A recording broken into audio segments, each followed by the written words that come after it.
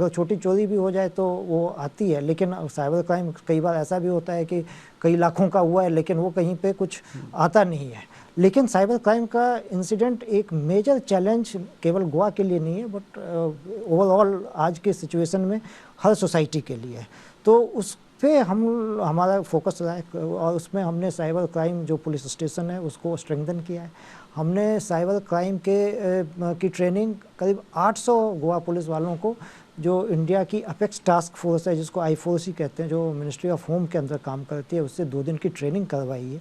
और उसके अलावा हमने I4C में गोवा का एक पुलिस का रिप्रेजेंटेटिव भी गोवा गवर्नमेंट के अप्रूवल से रखा है। तो वो हमने पिछले महीनों में कई लोगों को अरेस्ट किया है और जिसके अच्छे नतीजे आए हैं।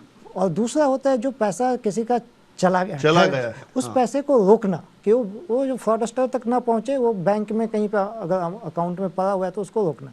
तो मैं आपको ये बताना चाहूँगा कि ये हमने जुलाई से लेके अभी तक जो हम पहले रोकते थे उस पैसे को, दैट वाज अराउंड 7 to 8%, और अभी के महीनों में now it has jump to almost 30%। Basically sir cyber crime में यही होता है कि स्पेशली सीनियर सिटीजन हो या नॉर्मल सिटीजन हो, ये होप नहीं रहता कि एक बार पैसा अगर चला जाता है तो ये वापस मिलेगा। जी, तो उसमें अभी जैसा मैंने बताया कि ऑलमोस्ट हम 30% अमाउंट को रोकने में सक्षम हो गए, जो पहले 7-8% हुआ करता था।